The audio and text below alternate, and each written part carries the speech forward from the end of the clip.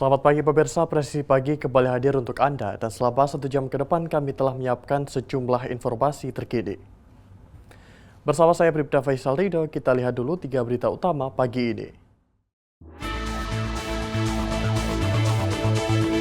Pengusaha depot air minum di Kabupaten Kapuas nekat menjual air isi ulang menggunakan merek air minum baru tanpa izin perusahaan lainnya.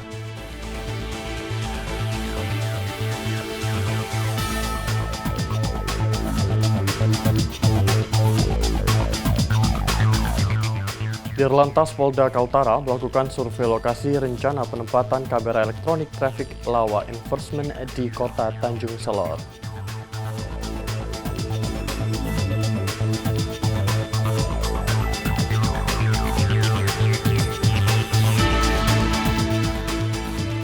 Direktur Samapta Polda Papua melaksanakan pengecekan posko tanggap darurat bencana banjir dan longsor Kabupaten Jayawijaya di Kampung Umpakalo.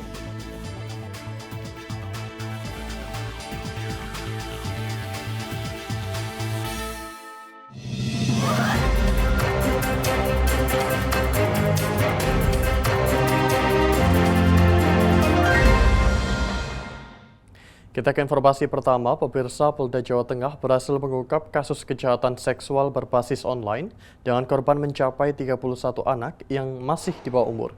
Pelaku berinisial S berusia 21 tahun, merupakan warga Jepara, Jawa Tengah, turut diamankan. Direktorat Reserse Kriminal Umum Polda Jateng berhasil mengamankan tersangka berinisial S berusia 21 tahun dengan korban 31 anak di bawah umur dengan rentan usia 12 hingga 18 tahun. Dan pada Kamis pagi di Reskrim Polda Jawa Tengah mendatangi rumah tersangka untuk mengungkap bukti-bukti pendukung untuk menjerat tersangka sebagai pelaku kejahatan seksual terhadap puluhan anak di bawah umur. Sejumlah barang bukti diamankan hasil dari penggeledahan tersebut.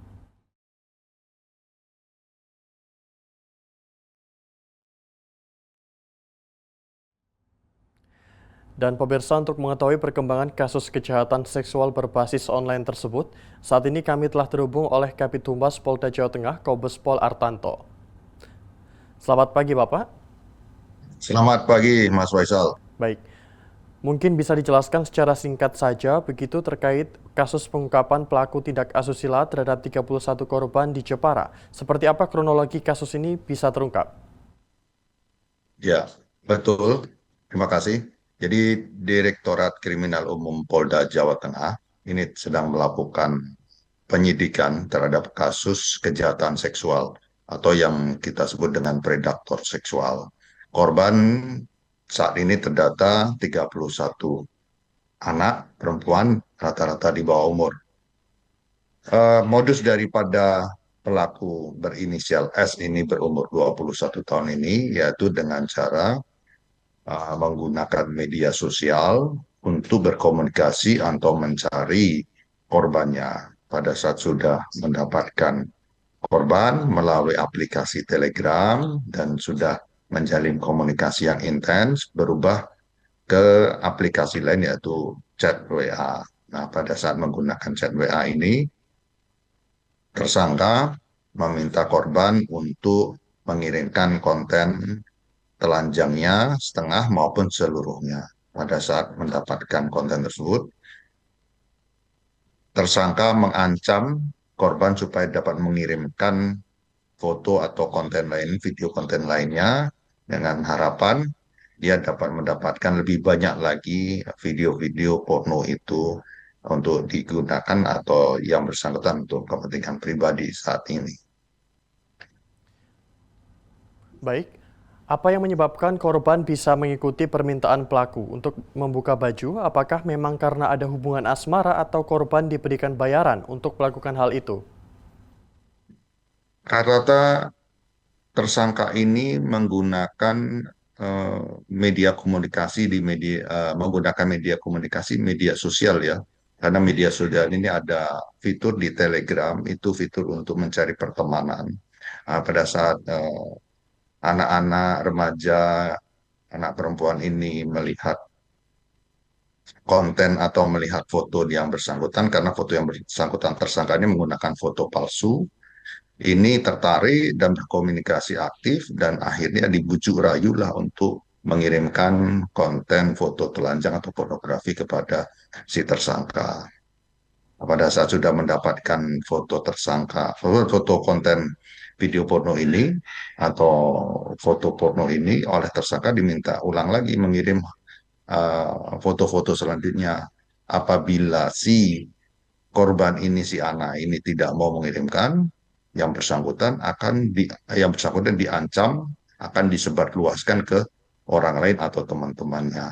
Hal ini yang membuat korban atau anak-anak perempuan ini menjadi takut dan depresi dan tidak berani berbicara kepada orang lain dan akhirnya menuruti keinginan dari tersangka S tersebut. Demikian. Dapat diceritakan Bapak izin terkait 10 korban yang dapat bertemu dengan pelaku? Ya, di antara 31 korban ini ada beberapa korban yang sudah disetujui oleh tersangka ini di rata-rata beralamat di Jepara, berarti di sekitar lokasi rumah tersangka. Bersangkutan diajak kopi darah bertemu dan yang bersangkutan melaksanakan kegiatan bersetubuh di salah satu rumah kos yang disewa oleh tersangka. Demikian. Baik. Sebetulnya apa motif pelaku melakukan hal tersebut? Apakah video dari para korban tersebut untuk diperjualbelikan atau hanya kepentingan pribadi saja?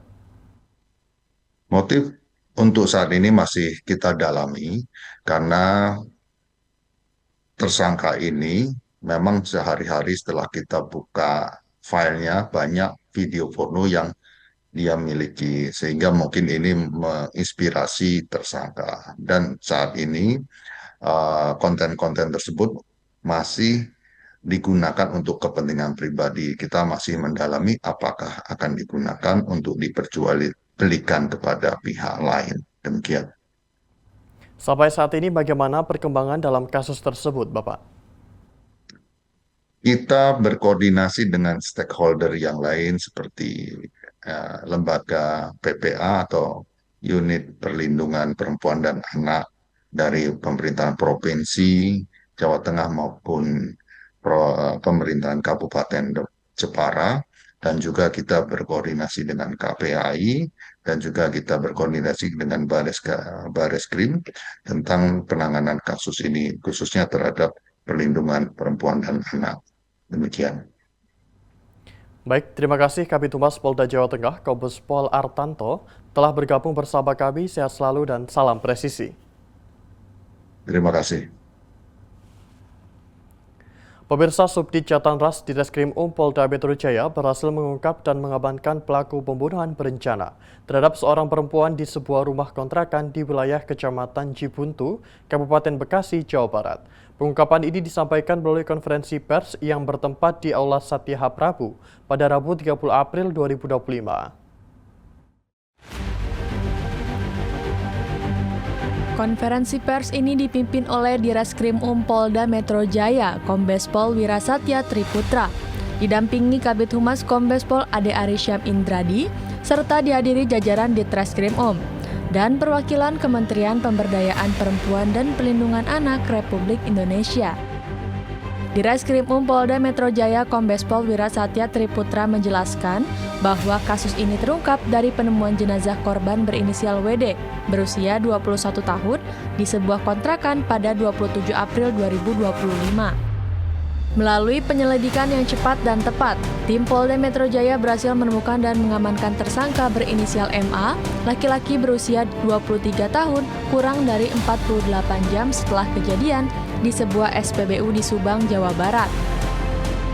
Kejelian daripada tim Subdit Jatanras Polda Metro Jaya berdasarkan keterangan saksi, kemudian mengumpulkan barang bukti serta petunjuk yang ada, berhasil mengidentifikasi keberadaan daripada tersangka sehingga pada hari Senin tanggal 28 April